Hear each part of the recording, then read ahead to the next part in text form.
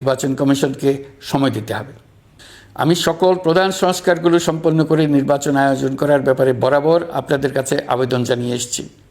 তবে রাজনৈতিক ঐকমত্যের কারণে আমাদেরকে যদি অল্প কিছু সংস্কার করে ভোটার তালিকা নির্ভুলভাবে তৈরি করার ভিত্তিতে নির্বাচন সম্পন্ন করতে হয়, তাহলে 2025 সালের শেষের দিকে নির্বাচন অনুষ্ঠান হয়তো সম্ভব হবে। আর যদি এর সঙ্গে নির্বাচন প্রক্রিয়া এবং নির্বাচন সংস্কার কমিশনের সুপারিশের পরিপ্রেক্ষিতে এবং জাতীয় ঐকমত্যের ভিত্তিতে প্রত্যাশিত মাত্রার সংস্কার যোগ করি, তাহলে অন্তত আরও 6 মাস অতিরিক্ত সময় লাগতে পারে। মোটা দাগে বলা যায় 2025 সালের শেষ দিক থেকে 2026 সালের প্রথমার্ধের মধ্যে নির্বাচনের সময় নির্ধারণ করা যায়। প্রিয় দেশবাসী, যে কোনো সংস্কারের কাজে হাত দিতে গেলে রাজনৈতিক ঐকমত্যের প্রয়োজন। এই ঐকমত্যে পৌঁছানোর প্রক্রিয়া কি হবে? অন্তর্বর্তীকালীন সরকার এইভাবে অগ্রসর হবার প্রস্তুতি নিচ্ছে। অন্তর্বর্তীকালীন সরকার প্রথম পর্যায়ে 6টি সংস্কার কমিশন গঠন করেছে। এরা শীঘ্রই চূড়ান্ত প্রতিবেদন পেশ করবে বলে আশা করি। আমরা এই 6 কমিশনের চেয়ারম্যানদের নিয়ে একটি জাতীয় ঐকমত্য গঠন কমিশন প্রতিষ্ঠা করার দিকে অগ্রসর হচ্ছে। এর কাজ হবে রাজনৈতিক দল সহ সকল পক্ষের সঙ্গে মতামত বিনিময় করে যে সমস্ত বিষয়ে ঐকমত্য স্থাপন হবে সেগুলো চিহ্নিত করা এবং বাস্তবায়নের জন্য সুপারিশ করা।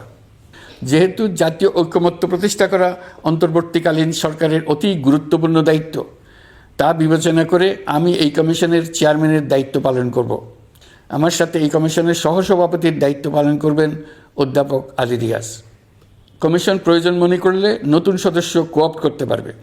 প্রথম 6টি কমিশনের চূড়ান্ত প্রতিবেদন পাওয়ার পর আগামী মাসেই জাতীয় ঐকমত্য গঠন কমিশন তার কাজ শুরু করতে পারবে বলে আমি আশা করছি। এই নতুন কমিশনের প্রথম কাজ হবে নির্বাচন অনুষ্ঠানের জন্য যে সমস্ত সিদ্ধান্ত জরুরি সেই সমস্ত বিষয়ে তাড়াতাড়ি ঐকমত্য সৃষ্টি করা এবং সকলের সঙ্গে আলোচনা করে কোন সময়ে নির্বাচন অনুষ্ঠান করা যায় সেই ব্যাপারে পরামর্শ চূড়ান্ত করা। প্রিয় দেশবাসী, নির্বাচন আয়োজন ও সংস্কার ছাড়াও আপনারা আমাদের উপর অনেকগুলো দায়িত্ব দিয়েছেন। এর মধ্যে রয়েছে অর্থনীতি পুনরুদ্ধার ও মানুষের জীবনমান উন্নয়ন। ফ্যাসিবাদী সরকারের কাছ থেকে আমরা বিপর্যস্ত এক অর্থনীতি পেয়েছি। আমাদের বৈদেশিক রিজার্ভ তলানিতে গিয়ে থেকেছিল।